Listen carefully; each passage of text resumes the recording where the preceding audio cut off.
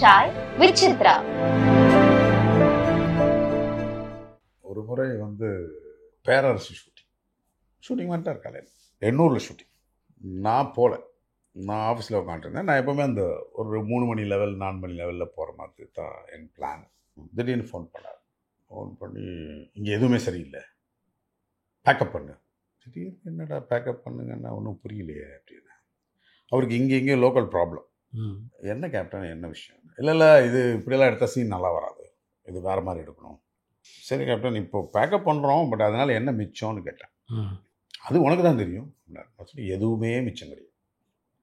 இனிமேல் ஷூட் பண்ண போகிற 250 அடியோ 400 அடியோ தான் மிச்சம், மற்ற எல்லாமே செட்டில் பண்ணணும். நீங்கள் போகிறதுனா போங்க, உங்களை யாருமே தடுத்து நிறுத்த முடியாது. ஆனால் அவர் இங்கே வந்தாகணும், ஏதோ ஒரு பிரச்சனைக்கு. இதை நீங்கள் போகிறனா போங்க, உங்களை யாரும் தடுத்த முடியாது. பட் சிச்சுவேஷனு தான், நீங்கள் எடுங்க. உங்களுக்கு பிடிக்கலை அப்படின்னா நம்ம ரீஷூட் பண்ணிக்குவோம் அப்படின்னா, நீ எது சொன்னாலும் கேட்க மாட்டேன் அப்படின்னு முணங்கிட்டு நடித்து முடிச்சு வந்தாச்சு. எங்கே சொல்ல வரேன்னா, ஒரு ஷூட்டிங்கை கேன்சல் பண்ணிட்டு வர்றதுக்கு அவர் அவ்வளோ படாத பாடுபடுறார். அதை யாருக்கிட்ட ஒரு ரெஸ்பான்சிபிளாக சொல்கிறதுன்னு தேடுறார். இன்றைக்கி இருக்க ஆர்டிஸ்ட் அப்படி எப்படி இருப்பாங்க, அப்படியே தேடுறாரு. வாசுகிட்ட சொல்லிட்டு போயிடலாமா, காஜாட்ட சொல்லிட்டு போயிடலாமா, யார்கிட்ட சொல்லிட்டு போகலாம், சரி வாசுக்கு போடுமால. நம்ம இப்படி பேசின உடனே என்ன பேசுறதுன்னு தெரியல, எதுவும் எல்லாமே வேஸ்ட் அப்படின்னோடனே அந்த நேரத்தில் அவர் சொல்லாமல் கூட கார் ஏறி போயிட்டு இருக்கலாம். யார் இவர் கேட்குறது, யாரும் கேட்க முடியாது. கிரேட். அப்படியே நடித்து முடிச்சுட்டு படம் அப்புறம் டபுள் பாசிட்டிவ் போட்டு சீனை காமிச்சேன். கேப்டன் ரீஷூட் பண்ணலாமான்னு. இல்லை வேண்டாம், இது சரி கேப்டன் ஓகே. அந்த மாதிரி அது அவ்வளவு ரெஸ்பான்சிபிலிட்டி. ஐயோ விட்டுட்டு போயிட்டோம்னா என்ன ஆகும், மனசு கேட்கல. ஆனால் யார்கிட்டயாவது சொல்லிட்டு தான் போகணும். அவங்க ஒய்ஃப் வந்துட்டாங்க ஸ்பாட், மிஸ்ஸஸ் விஜயகாந்த். நீ வா, நான் வந்துடுறேன்னு சொல்லிட்டார். அதை அவாய்ட் பண்ணி கிளம்ப முடியல. ஷூட்டிங் முடிச்சு தான் கிளம்பிட்டு அப்புறம் அந்த இன்சிடெண்ட் எனக்கு என்னன்னு தெரியும். பட் போயிட்டார். அடுத்த நாள் காலையில் கூட சொன்னார், எனக்கு தெரியும் கேப்டன், பட்டு நான் உங்கள்கிட்ட அதை ரிவீல் பண்ண விரும்பலை. நீங்கள் ஏன் வந்தீங்க, ஏன் போகிறீங்க, எல்லாமே எனக்கு தெரியும். நான் அதை கேட்கல. நீ நேற்று வந்திருக்கிறதுனா வந்திருக்கலாண்ணே. இல்லை ஓகே முடிஞ்சிச்சு. காஜா மேலேயும் அவருக்கு நல்ல அபிப்பிராயம் உண்டு எப்போவுமே. அந்த ப்ரோக்ராமுக்கு நான் தான் reason. Malaysia Singapore. Okay sir, அவர் போய் கேளுங்க சார், ஒரு ப்ரோக்ராம் மலேசியாவில் பண்ணலாம். நான் நடிகர் சங்கத்துக்கு போய் கேட்ட உடனே இவ்வளோ கொடுத்துருவாரா அப்படின்னாரு. நீங்கள் சொல்லுங்கள், கேட்போம் அப்படின்னு அப்புறம் சொன்னோடனே அப்புறம் சொன்னேன், இல்லை ஓகே சார் அப்படின்னாரு. அடுத்த மீட்டிங்க்கு நம்மளை விட்டுட்டு இவர் போயிட்டார். காஜா. ஆமாம். அவர் போனவொன்னு என்ன பண்ணிட்டார், ரஜினி கமல் வராங்கன்னு இன்னொரு 25 ரூபாய் ஏற்றிட்டார். நான் சொன்னேன், என்னையை நீங்கள் கூப்பிட்டு போயிருந்தீங்க, அதோட சேர்ந்து வந்திருக்கணும். அவங்களும் நடிகர்கள் தானே, அவங்க வேற ஒன்றும் இல்லைல்ல, நடிகர் சங்கத்துக்கு தானே அப்படின்னு. இல்லை சார், அவங்க வந்தாங்கன்னா கொஞ்சம் மார்க்கெட் பெட்டராக தானே இருக்குன்னு சொல்லிட்டு தான் ஓகேன்ட்டேன் அப்படின்னாரு. அப்புறம் அதை அந்த டைம் ஹானர் பண்ணியாச்சு, நடிகர் சங்கத்துக்கு ஹானர் பண்ணியாச்சு. அங்கே நம்மளை கொஞ்சம் அவரை நம்மளும் இல்லை, ராவ் கொஞ்சம் சீட்டிங் பண்ணிட்டார். பட் அது சிங்கப்பூரில் பணம் கலெக்ட் ஆனதுக்கெல்லாம் விஜயகாந்த் சார் இல்லைன்னா வேலைக்கே ஆகாது. அவங்களும் போட்டு பார்த்துருப்பாங்க. அதெல்லாம் முடித்து கேப்டன் கடைசி வரைக்கும் இருந்தார். அந்த பணம் கலெக்ட் ஆகிற வரைக்கும் இருந்து அதான் வந்தார். அவருடைய அரசியல் பயணத்தில் நீங்கள் இருந்திருக்கீங்களா கூட? அரசியல் வேண்டாம்னு சொன்னார். நீ எல்லாம் இதுக்குள்ளே வராதன்னு சொன்னார். அப்படியா? உனக்கு இது தேவையில்லை, நீ வேறு ப்ரொஃபஷன் இருக்க, இதுக்குள்ளே வராத. நீ ஆசைப்பட்டீங்க? நம்ம நானாக கார்டு வாங்கிட்டேன். பட் அவர் சொன்னார், இது வேண்டாம் உனக்கு. ஏன்னா நான் ஒரு முக்கியமான 4-5 தலைகளை கூட்டிகிட்டு போனேன் இண்டஸ்ட்ரியில், ஃபைனான்ஷியல்ஸ் அவங்க கூப்பிட்டு போயிட்டு they want to give some to the party. அது முடிச்சுட்டு அவங்கெல்லாம் போனப்புறம் சொன்னார், உனக்கு இது வேலை கிடையாது, இது தொழில் கிடையாது, நீ உன் வேலையை நீ பாரு, நான் உன்னுடைய நல்ல ஃப்ரெண்ட், அவ்வளோதான், அதோட விட்டு நீ இங்கே இதுக்கு வந்துடலாம், அது கிடையாது, நீ வாட்டுக்கு உன் வேலையை பாரு. இந்த செட்டப் இனிமேல் கூட்டு வர செட்டப்பே வேண்டாம். ஆனால் என்ன காரணம்னு சொன்னீங்க, இது வேறு மாதிரி, இதெல்லாம் தேவையில்லாத விஷயம் உனக்கு, நீ நல்லா இருக்க சாமர். என்னுடைய மேரேஜ் கூட வந்தார், அவ்வளோ தூரம் வந்தார். பெரிய ஊரே கலக்கி விட்டுட்டு போயிட்டார். போயிட்டார். சில நேரங்களில் டேட்டுகள் வேணால் அவரே ஃபோன் பண்ணி பேசுவார், அந்த டேட் வேணும் கொடுத்துருங்க அப்படின்பார். எல்லாமே சொல்லுவார். அவரால் என்ன பண்ண முடியுமோ அதை பண்ணுவார். இப்போ நம் பர்சனலாக அவரை தெரியும் அப்படிங்கிறது தான் நம்மளுடைய பெனிஃபிட்டே வர வேறு. அவரோட பழகிறதே பெரிய விஷயம் தானே சார். ஒரு காலையில் எந்திரிச்சோன்னே நம்ம வீட்டுக்கு போனால் நம்மளை சும்மா பார்க்க விட்றாங்கன்றதே ஒரு ஹாப்பியான விஷயம் தானே. அன்னைக்கு மைண்டு அப்படியே ஃப்ரெஷ்ஷாக இருக்கும். 10 மணிக்கு கேப்டனை பார்த்துட்டோம் அப்படின்னா அன்றைக்கி பூராமே நல்லா இருக்கும், ஜாலியாக இருக்கும். அவர் எங்கே நம்மளால் ஏற்றி சொல்ல முடியுமோ எல்லா இடத்துலையும் ஏற்றி சொல்லுவார். நான் தான் போய் இவருக்கு டேட் கேட்டேன், Henry Kalaignar. That was first time highest funded film வந்து கல்லழகர். எங்களால் எண்டில் வந்து ப்ராப்ளம் வந்தது, அவர் சரியாக ஆர்கனைஸ் பண்ணல. அப்புறம் நான் நின்று எதையோ மேனேஜ் பண்ணி ரிலீஸ் பண்ணி விட்டேன். கேப்டனுக்கு சம்பளம் பாக்கி அது ஹென்ரிக்கே ஏதோ மைண்டு கேட்காம ஏதோ ஒரு டாக்குமெண்ட் கொடுத்துட்டு போயிட்டார். ஒரு 2 மாதம் கழித்து 2-3 மாதம் இருக்கும், அவர் கூப்பிட்டு வா அப்படின்னார். கூப்பிட்டு போனேன். அதை நீங்களே வச்சுங்க, இந்த மாதிரிலாம் நான் யார்ட்டையும் வாங்கினதே கிடையாது, இது டெய்லி தலைவலியாக இருக்குது எனக்கு, இந்த வேண்டாம் டாக்குமெண்ட்டை திருப்பி கொடுத்துட்டேன். இல்லை கேப்டன், நான் எப்படியாவது கொடுத்துட்டு வாங்கிக்கிறேன்னு தான் அவர் சொன்னார். இல்லை சார், நல்லா இல்லை, இதுக்காக நான் அதை வாங்கிட்டேங்கிறது எனக்கு கொஞ்சம் கூட பிடிக்கல. அன்றைக்கி நைட்டு நான் வாங்கினதே என் மனசாட்சி ரொம்ப உறுத்திடுச்சு, எனக்கு வேண்டாம், வச்சுக்கோங்க, முடிஞ்சால் கொடுங்க, முடியலைன்னா பரவாயில்ல, படம் முடிஞ்சு போச்சு, ரிலீஸ் ஆயிடுச்சு, அவ்வளோதான் சொல்லிட்டு கொடுத்துட்டார். அவர் ஹென்றி கொஞ்சம் கோவக்காரர், வேறு நல்ல கோவக்காரர். ஆமாம், நம்ம அன்றைக்கி நைட்டு வந்து ரிலீஸில் சார் ஃபைனான்சியராக அவர் நடந்துக்கிட்ட முறை கரெக்டு, அவர் நடந்துக்கிட்ட முறை இவருக்கு பிடிக்கல. எங்கெங்கேயோ உருட்டி பரட்டி ஒரு 12 மணிக்கு செட்டில் பண்ணியாச்சு. செட்டில் பண்ண உடனே ஏன் டாக்குமெண்ட்லாம் கொடுங்க அப்படின்னு ஒத்த காலில் இருந்தார். அவர் சொன்னார், எப்படிங்க கொடுக்க முடியும், நீங்கள் அதெல்லாம் வேறு இடத்துல வச்சுருக்கோம், நான் காசு கொடுத்துட்டேன்ல, டாக்குமெண்ட் தூக்கி எறிய வேண்டியதானே அப்படின்னு சண்டை போட்டார். அப்புறம் நான் சொன்னேன், இல்லை சார் அப்படி கிடையாது அப்படின்னு கன்வின்ஸ் பண்ணி கூப்பிட்டு வந்தேன். அன்றைக்கி ஈவினிங் வந்து ஃபைனான்சியர் ஷோ போட்டிருக்காரு சேம்பரில், நாங்கள் தான் போய் நின்னேன். வெட்டி அனுப்ப முடியாட்டார், வெட்டி அனுப்ப முடியாது, அதனால் என்ன முடியுமா பார்த்துக்க சொல்லுன்ட்டு சொல்லி இப்படி பேசுனீங்கன்னா எப்படி சார், அடுத்து நான் அந்த ஆள்கிட்ட போகவே வேண்டாம், மலையாளத்தில் போகவே வேண்டாம், அந்த ஆள் படமும் கிடையாது ஒன்றும் கிடையாது சார், என்ன சார் இப்படி பேச, இருக்கவங்கலாம் பேங்க் ஸ்டாஃப். அப்புறம் சார்கிட்ட போய் நைஸாக காதை கடித்தேன், சார் இந்த மாதிரி சொல்கிறாரு, வேறு எதாவது கிடைக்குமா படம் பண்ணார். கொஞ்சம் இருங்க சார்கிட்ட. அப்புறம் மதுவுக்கு அடித்தேன், எதிரும் புதிரும் பொட்டி இருந்துச்சு, அதை கொண்டாந்து போட்டோம். அதுக்கு முன்னாடி 2 நிமிஷம் ஒரு ஸ்டாக்கு இந்த மாதிரி ஆயிடுச்சு, யாரும் தப்பாக நினைக்காதீங்கன்னு சொல்லிட்டு அந்த படத்தை போட்டோம். அதோட ஹென்றி சாரோட பழகிறதா வேணாமானே எனக்கெல்லாம் மைண்டில் ஆயிடுச்சு. ஏன்னா நம்ம சார் வந்து அதை ஈஸியாக எடுத்துக்கிட்டாரு, இல்லைனாக்கா நம்மளையும் சேர்த்து அவர் தப்பாக நினைப்பார். நம்ம சார் நீங்கள் பண்ணது ரொம்ப தப்பு சார் அப்படின்னு. அதோட ஹென்றி சார் எதுவுமே சினிமாக்குள்ளே பண்ண முடியாமல் போச்சு. ஒரு நல்ல ஃபைனான்சியரை இழந்தது தான் அதில் மிச்சம். எவ்வளோ சொல்லியும் கேட்கல சார், இப்போ கூட வாங்க சார், ஒரு சாரி சொல்லிவிட்டு நாளைக்கு காலைல பேப்பர்லாம் வாங்கினாங்க. பேப்பர் வாங்கிட்டு வந்து கொடுக்க வேண்டியது உன் பொறுப்பு, வாங்கிட்டு வா அப்படின்ட்டு. சரி, இந்த நல்ல பேப்பர் வாங்கிட்டு. மணிவண்ணனோட பழைய இதில் இது மாதிரி மறக்க முடியாத விஷயம் சொல்லலாம். மணிவண்ணன் சாரோட நிறைய இன்சிடென்ட் இருக்குது. மணிவண்ணன் சார் வந்து எங்களுக்கு ஃபேமிலி ஃப்ரெண்ட்ஸ். நான் அவரோட ஒர்க் பண்ணதுக்கப்புறம், ஸ்டார்டட் ஒர்க்கிங்க்கு அப்புறம் வீட்டிலேருந்து 4வது வீடு தான் அப்போது, எல்லாம் எங்கள் வீட்டுக்கு போகிறது வர்றது அப்படிலாம் நல்ல ஃப்ரெண்டாக இருந்தார். நான் அப்போது வந்து ஐ ஸ்டார்டட் அ மெஸ். அது வந்து முழுமை காரணம் அவர் தான். அதுக்கூட ஃபண்டிங்கு, அதை பற்றி பிஆர்ஓ எல்லாமே அவர் தான். ஸோ நம்ம குரூப்பில் பார்த்திங்கன்னா டைரக்டர் கம்பெனி ஆகட்டும், கலைமணி சார் கம்பெனி ஆகட்டும், ரங்கராஜ் சார் கம்பெனி ஆகட்டும், இது எல்லாமே பீட்டர் செல்வகுமார் சார், இது எல்லாமே நாம் தான் ஃபுட் சப்ளை பண்ணிகிட்டு இருந்தோம். அதுக்கு அவர் தான் மெயின் ரீசன்.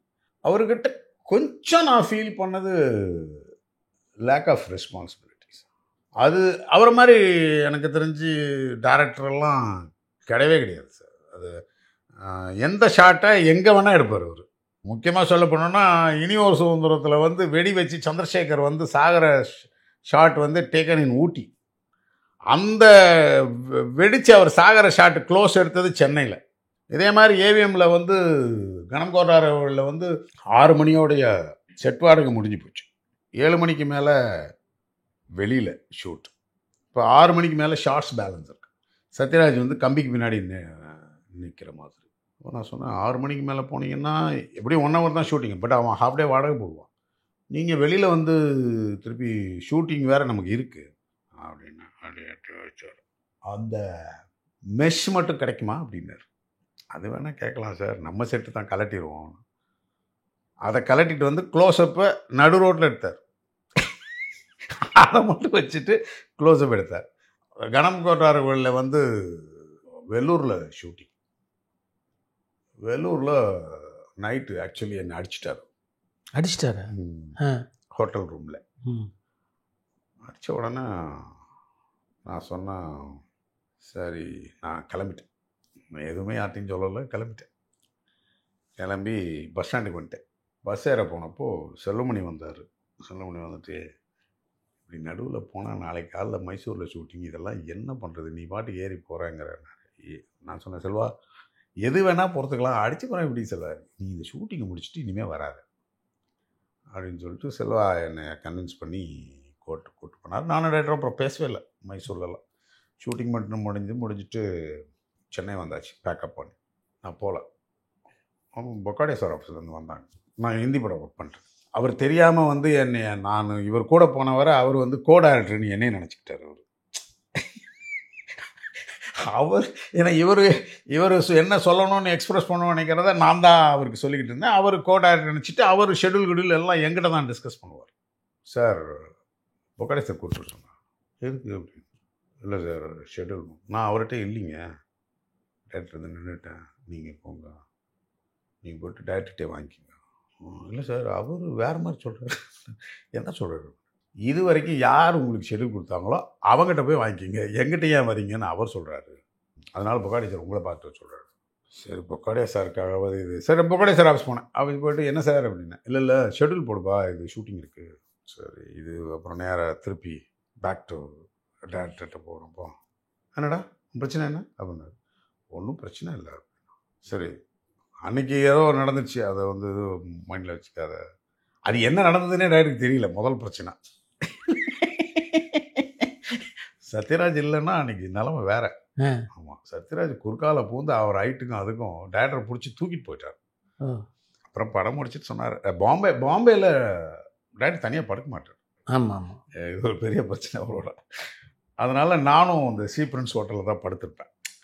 அப்போ தான் சொன்னார், இல்லைடா நீ பண்ணது கரெக்டு தான், நான் தப்பாக நடந்துட்டேன் அன்றைக்கி அப்படின்னாரு. சரி அது விடுங்க சார், அது முடிஞ்சு போச்சு, அதை இப்போ பேசி ஒன்றும் பண்ண முடியாது. நம்மளை ஆஸ் ஒரு பிரதராக தான் வச்சுருந்தார். ஆக்சுவலாக ஒரு நாள் ஊட்டியில் ஷூட்டிங், கேப்டன் என்னை கூப்பிட்டார். எங்கள் ஃபேமிலி, டேரக்டர் ஃபேமிலி எல்லாம் வந்திருக்காங்க. வந்துட்டு கேப்டன் பேக்கப் ஆகி கிளம்புறாரு. ஒரு விஷயம் கேட்டால் தப்பாக நினச்சிக்க மாட்டேன். சொல்லுங்க கேப்டன். டேரக்டர் சிஸ்டர் கேட்குறியா எனக்குன்னாரு. யார்? கேப்டன். ஓ ஆமாம், மணிவண்ணன் சிஸ்டர். ஓ கொஞ்சம் முன்னாடி கேட்டுருக்காங்க கேப்டன். ஏன் என்ன பண்ண, போன வாரம் ஃபிக்ஸ் ஆயிடுச்சு. அப்படியா, நான் நினச்சிட்டே இருந்தேன்டா உங்கள்கிட்ட கேட்கணுன்ட்டு. நான் இப்போது உங்களை நேராக பார்த்தோன்னே தான் சரி இப்போ அது சொல்லிடலான்னு பார்த்தேன் அப்படின்னாரு. இல்லை கேப்டன் ஃபிக்ஸ் ஆகிடுச்சு. அப்போ டேரக்டர் தான் சொன்னேன், சரி அவளுக்கு இல்லையோ இவருக்கு இல்லையோ தெரியலையேடா, நமக்கு நம்ம முடிவு பண்ணதை எப்படி மாற்றுறது அப்படின்னாரு. இல்லை அவர் சொன்ன உடனே அவர் அதை ஓகேன்னு சொல்லிட்டு போயிட்டாருங்க கேப்டன். அதில் ஒன்றும் சொல்லலை. ஊட்டி நாங்கள்லாம் பாம்பே போய்ட்டோம் சார், ஹிந்தி பட ஷூட்டிங். கேமராமேன் சங்கர், நான் எல்லோரும் போயிட்டோம். செல்வமணி ஒர்க் பண்ணுறாரு அதில். இவர் வந்து உங்களோட கொடி பறக்குதில் இருக்கார் டேரக்டர். நீங்கள் போங்கடா, நான் வந்து ஷூட்டிங் அன்றைக்கி காலையில் முதல் நாள் நைட் வந்துடுறேன். சரி ஓகே போயாச்சு. அது உங்களுக்கு தெரியும், இந்த முதல் வசந்தத்தை சந்திரசேகரை கையை வெட்டுற சீன், ராஜ்பபரை வெட்டணும். ஆக்சுவலாக முதல் நாள் நைட்டு ஃபோன் பண்ணி காலையில் நீ ஷூட் பண்ணிடுறாங்க. நமக்கு ஷார்ட்னா என்ன, நம்ம சார் என்ன சார் திடீர்னு இப்படி சொல்கிறீங்க. சங்கர் இருக்கான், அயாத் மாஸ்டர் இருக்கார், எல்லார்ட்டையும் கூடி நைட்டு பேசிட்டு காலையில் ஷார்ட் வைக்கிற மாதிரி நீ கேமரா பக்கத்தில் நின்று மற்றெல்லாம் அவங்க பார்த்துப்பானுங்க. இதெல்லாம் எப்படி சார் இதெல்லாம் தெரியாதுடா, எப்படி நான் இல்லை, யாரோ ஒருத்தர் எடுத்தானே ஆகணும், நீங்கள் எடுங்க, நீ வீடியோ கேசட் இருக்கு போட்டு போட்டு பார்த்துட்டு. நானும் நைட்டு போகிற வீடியோ கேசட்டை போட்டு ஷார்ட்டெல்லாம் நோட் பண்ணி சரி இன்னைக்கு ஸ்டார்ட் கட் சொல்லிடுறது அப்படின்னு ரெடியாக இருந்தேன். காலையில் ஒரு 6:30 மணிக்கு ஒரு ஃபோனு, ஷூட்டிங் கேன்சல் அப்படின்னு. டிகே துபேன்னு ஒரு மேனேஜர், அந்த பொண்ணு Sonam is not well, shooting இல்லை. அப்பா சாமி ஆளை விடுங்க.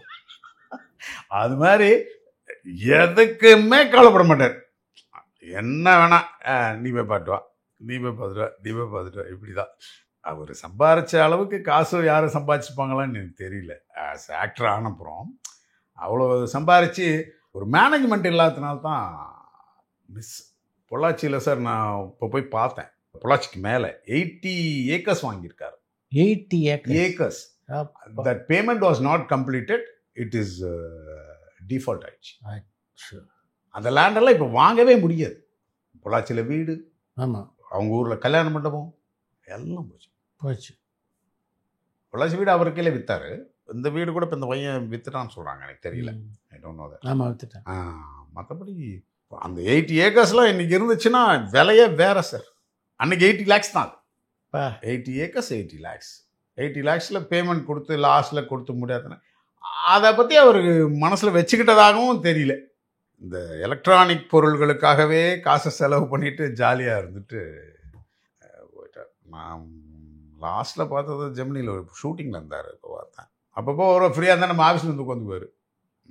பட் ஒன் டே வந்து திடீர்னு ஆஃபீஸ் வந்து காலையில் வீடு ஆப்ஷன் அப்படின்ட்டு. சார் சாதாரணமாக சொல்லிட்டு இருக்கீங்க அப்படின்னா, தெரிலடா இது மாதிரி நோட்டீஸ் ஓட்டிட்டு போயிட்டோம். சரி எங்கே அதோட பேப்பர்ஸ்லாம் எங்கே? ஒன்று கிடையாது சார். அப்புறம் ஐ வென்ட் டு ஒரு லாயர்கிட்ட போய் நெக்ஸ்ட் டே மார்னிங் கோர்ட்டில் ஸ்டே வாங்கி இந்த வீடு தான் நிறுத்திட்டு ஒரு 10 lakhs மட்டும் கட்ட வேண்டியது இமீடியட்டாக, அதை மட்டும் கட்டிட்டு அதுக்கப்புறம் அதை பண்ணிட்டார். இது எல்லாமே சார் அவர் பணம் கொடுத்துருக்காரு. இப்போ பணம் கொடுத்துருக்காரு, அதுக்கு சரியான விஷயங்கள் பேப்பர்ஸ் கிடையாமல் அப்படி ஆகிப்போச்சு. இப்படி யாராவது பண்ணுவாங்களா? கலைஞரோட அவர் பழைய போது எப்போது கலைஞரை சந்தித்து பேசக்கூடிய வாய்ப்பு அமைஞ்சது. படம் பார்ப்பார் கலைஞர், டபுள் பாஸ்ட். நானும் ஜீவபாரதி தான் இருந்தோம், பின்னாடி உட்காந்துருந்தோம். டேய் தலைவர் படம் பார்த்து ஏதாவது கேட்பாரு, நான் கிளம்புறேன். இன்றைக்கி உங்களுடைய மிக நெருங்கிய நண்பராக இருக்கவர் சரத்குமார். அரவிந்தனில் தான் தொடங்குச்சு. ஒரு விஷயம் போய் சொன்னால் நமக்கு நேரம் அட்டன் பண்ணுற ஒரே ஆளவர் தான் சார். நான் சிவா திருப்பூர் கோயம்புத்தூர்லேருந்து வந்துட்டு இருந்தோம். திருப்பூரில் ஒரு பாய்ஸ் ஏறினாங்க, சண்டை ஆயிடுச்சு. பரபரப்பான சினிமா செய்திகள், நட்சத்திரங்களின் பேட்டிகள், சினிமா வரலாறு ஆகியவற்றை பார்க்கவும் படிக்கவும் உங்களுக்கான இணையதளம் tourantalkies.co.